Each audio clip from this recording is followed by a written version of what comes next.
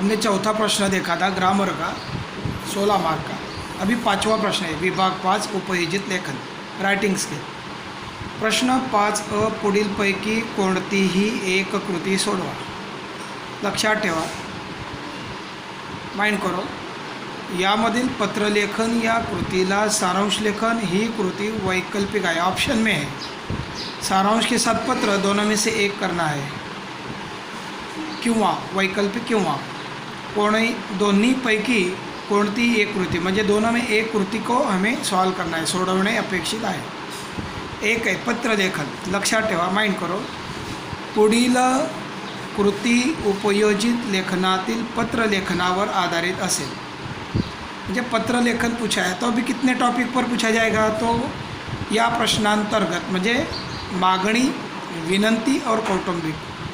मागणी विनंती ये फॉर्मल लेटर है, इनफॉर्मल लेटर कौटुंबिक परिवार।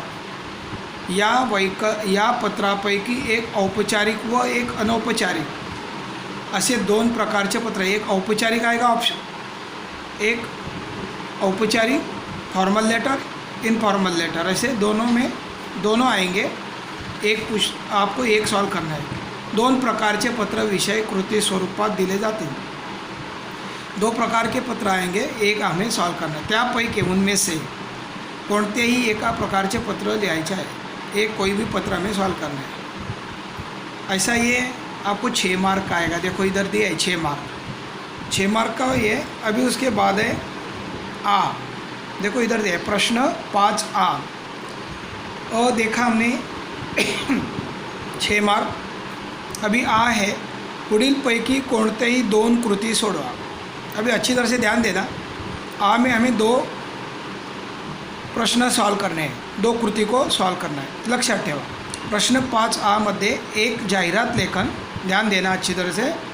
जाहिरात लेखन माइंड करके रखना, लिख के रखना। 2 बातमी लेखन और 3 कथा लेखन। ये 3 टॉपिक आपको दिए जाएंगे, इनमें से कोई भी 2 करने हैं। हे तिन्ही लेखन प्रकार परीक्षेत विचारण्यात येतील। तीनों प्रकार आपको पूछे जाएंगे। त्यापैकी मैंने उनमें से कोणतेही 2 सोडवणे अनिवार्य है। 2 मतलब एक 5 मार्क का, एक 5 मार्क का। आगे बता रहा हूँ मैं, ध्यान दो।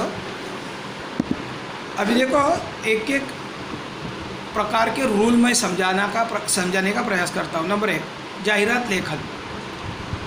लक्षात ठेवा, जाहिरातीचा प्रश्न कृतीयुक्त स्वरूपात दिला जाईल। ध्यान देना कि जाहिरात का जो प्रश्न होता है वो कृति स्वरूप में आपको दिया जाएगा।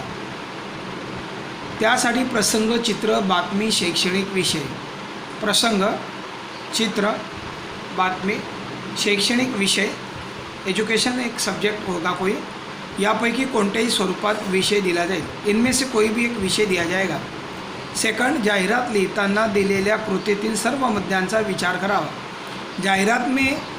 जाहिरात लिखते समय आपको जो जो आउटलाइन दी जाएगी उसका विचार करते हुए जाहिरात को पूरा करना है। तीसरा है चित्र किंवा सजावट अनिवार्य नहीं। मतलब आप जो डेकोरेशन करते हो, चित्र निकालते हो, डेकोरेशन करते हो, ये अनिवार्य नहीं है, कंपल्सरी नहीं है, जरूरी नहीं है। शब्दरूप महत्त्वाचे आहे। शब्दरूप बहुत इम्पॉर्टंट है। शब्दरूप इम्पॉर्टंट है। शब्द का महत्व, मीनिंग, अर्थ, स्पेलिंग, वाक्यरचना वो बहुत इम्पॉर्टेंट होता है। डेकोरेशन, सजावट इम्पॉर्टेंट नहीं है। आगे, जाहिरात लेखनासाठी पुढीलपैकी कोणत्याही प्रकाराची कृती दिली जाईल। जाहिरात लेखन के लिए आगे जो दिए हुए 5 पॉइंट्स मैंने दिए हैं, इनमें से किसी भी प्रकार की जाहिरात आपको दी जाएगी। 1 शब्दावरून जाहिरात लेखन। नंबर 2 जाहिरात देऊन त्यावरील कृती सोडवा। नंबर 3 विषय देऊन जाहिरात लेखन। नंबर 4 दिलेल्या जाहिरातीचे अधिक आकर्षक पद्धतीने पुनर्लेखन। नंबर 5 कलात्मक सर्जनशील रीतीने तयार केलेल्या अन्य कोणत्याही कृतीद्वारे जाहिरात लेखन। कलात्मक सर्जनशील रीतीने म्हणजे किसी भी प्रकार की एक चित्रकला दी जाएगी, इसके प्रकार से आपको कोई भी एक जाहिरात लेखन तैयार करने के लिए कहा जाएगा। वापस बता रहा हूँ, शब्दांवरून जाहिरात लेखन। 2 जाहिरात देऊन त्यावरील कृती सोडवा। 3 विषय देऊन जाहिरात लेखन। 4 दिलेल्या जाहिरातीचे अधिक आकर्षक पद्धतीने पुनर्लेखन। कलात्मक सर्जनशील 5 कलात्मक सर्जनशील रीतीने तयार केलेल्या अन्य कोणतीही कृतीद्वारे जाहिरात लेखन। शब्द मर्यादा रहेगी 50 to 60 वर्ड, शब्द 50 से 60 शब्द। अभी सेकंड जो दिया है वो है बातमी लेखन। नीचे देखना बेटा, बातमी लेखन लक्षात ठेवा। बातमी लेखन में क्या रूल आहे? कृती पत्रिकेत एखादा विषय देऊन किंवा एखाद्या घटना प्रसंगाची किंवा एखाद्या समारंभाची माहिती देऊन त्या आधारे बातमी लेखन करण्यास सांगितले जाईल। कृती पत्रिकेत एखादा विषय देकर घटना प्रसंग का वर्णन दिया जाएगा या एक समारंभ की माहिती दी जाएगी, उस पर आपको बातमी लेखन रिपोर्ट राइटिंग करनी है। नंबर 2, शाळेत परिसर म्हणजे एरिया साजरे होणारे कार्यक्रम, स्कूल में या अपने एरिया में जो फेस्टिवल मनाए जाते हैं, एग्जाम्पल मराठी भाषा दिन, स्नेह संमेलन, शालेय घडामोडी, वृक्षारोपण, सहल, आपत्ति व्यवस्थापन वगैरह। एखादे संकट के बारे में भी आपको रिपोर्ट, आपत्ति मुझे संकट, नहीं तो आप ना ये से छोटी छोटी बातें ना पूछते हैं बेटा, चैट करते हो। आपत्ति व्यवस्थापन में एखादा अपघात हो सकता है, संकट होता है, महापूर आता है, बाढ़ आता है वगैरह, सुनामी आते हैं, उस बारे में रिपोर्ट राइटिंग करने के लिए भी कहा जाता है वगैरह एक्सेट्रा। माहिती देऊन बातमी लेखनासाठी मुद्दे दिले जातील। बातमी लेखनासाठी मुद्दे हे शब्द किंवा चित्रे यांच्या सहाय्याने दिले जातील। आगे शब्द मर्यादा वही है 50 और 60 शब्दों में। तीसरा टॉपिक जो है वो है कथा लेखन। तीसरा टॉपिक जो है वो कथा लेखन का है बेटा, ध्यान दो।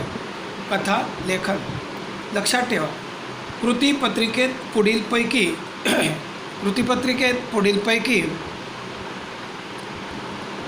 कोणतीही एका प्रकाराने कथा लेखन करण्यास सांगितले जाईल। वापस बता रहा हूँ, कृतीपत्रिकेत पुढीलपैकी कोणत्याही एका प्रकाराने कथा लेखन करण्यास सांगितले जाईल। आता आपको ध्यान देना है, कथा लेखन में कथा बीजावरून कथा लिहा, मुद्द्यांवरून कथा लिहा, दिलेल्या शब्दांवरून कथा लिहा, कथेचा पूर्वार्ध देऊन उत्तरार्ध किंवा उत्तरार्ध देऊन पूर्वार्ध लिहा। वरीलपेक्षा वेगळ्या सर्जनशील पद्धतीने कथालेखनाची कृती दिली जाऊ सकते। म्हणजे इसी प्रकार से आपको कथालेखन पूछा जा सकता है। यहाँ ये 5 गुण के देखो, इधर देखो 5 गुण, यहाँ सेकंड 5 या थर्ड 5, कोई भी उनमें 2 करने हैं। 10 गुण का ये टॉपिक है। इसके बाद ई, अभी हम जाते हैं प्रश्न 5E। यह है निबंध लेखन। पुढील लेखन प्रकारांपैकी कोणतीही एक कृती सोडवा। ध्यान दो बेटा, यहाँ आपको ये 8 गुण का हो गया, 6 गुण का है, 10 गुण का है 16, और ये 8, 16 और 8 24। देखो बेटा ये 8 गुण है, ध्यान दो। प्रश्न 5E, पुढील लेखन प्रकारांपैकी कोणतीही एक कृती सोडवा। 8 गुण लक्षात ठेवा। प्रश्न 5E मध्ये प्रसंग लेखन। अभी निबंध किस टॉपिक पर आपको पूछा जा सकता है? 3 टॉपिक है, प्रसंग लेखन, आत्मकथन, वैचारिक या तिन्ही कृती विचारण्यात येतील आणि त्यापैकी कोणती एक कृती सोडवायची आहे। नंबर 1 प्रसंग लेखन, 2 आत्मकथन, 3 वैचारिक, तीनों दिए जाएंगे, 1 सॉल्व करनी है। मर्यादा, शब्द मर्यादा है 100 से 120 शब्द, 120 शब्दों में आपको लिखना है। प्रसंग लेखन में आपको क्या बताया जाता है? देखो प्रसंग लेखन लक्षात ठेवा। कृती पत्रिकेतील विद्यार्थ्यांच्या अनुभव विश्वाला, कृतीपत्रिकेतील विद्यार्थ्याच्या अनुभव विश्वाला परिचित असा प्रसंग देऊन त्याचे वर्णन करण्यास सांगितले जाईल किंवा चित्र देऊन त्या आधारे वर्णन करण्यास सांगितले जाईल. देखो आप समझें, कृति पत्रिका जो हमारा क्वेश्चंस पेपर होगा, अनुभव विश्व के परिचित प्रसंग दिया जाएगा, वर्णन पर आपको बताया जाएगा या चित्र देकर उस आधार पर वर्णन करने के लिए कहा जाएगा. पाहिलेल्या ऐकलेल्या अनुभवल्या, देखा हुआ सुना हुआ और अनुभव किया हुआ प्रसंग का वर्णन ही आपको पूछा जाएगा. अभी उसमें सेकंड टॉपिक जी आहे आत्मकथन. आत्मकथन में वरील देखो ना, आत्मकथन ऐसा दिया आहे, लक्षात ठेवा. कृतीपत्रिकेतील आत्मकथन या लेखन प्रकारात नंबर एक कृतीपत्रिकेत या कृतीसाठी एखादे चित्र दिले जाईल आणि त्या चित्रातला घटक तुमच्याशी बोलत आहे अशी कल्पना करून त्याचे आत्मकथन लिहायला सांगितले जाईल. आत्मकथन मनोगत. नंबर 2,